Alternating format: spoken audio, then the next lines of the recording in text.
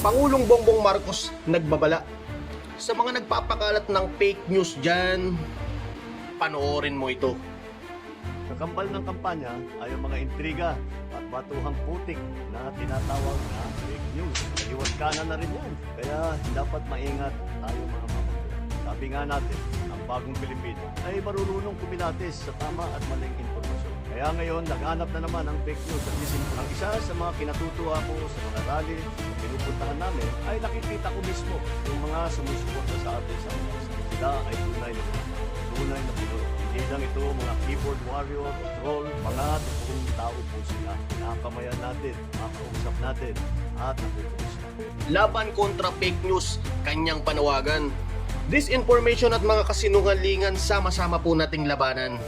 Ngayong nalalapit na ang halalan, maging mapanuri tayo at tumulong sa pagpapalaganap ng katotohanan.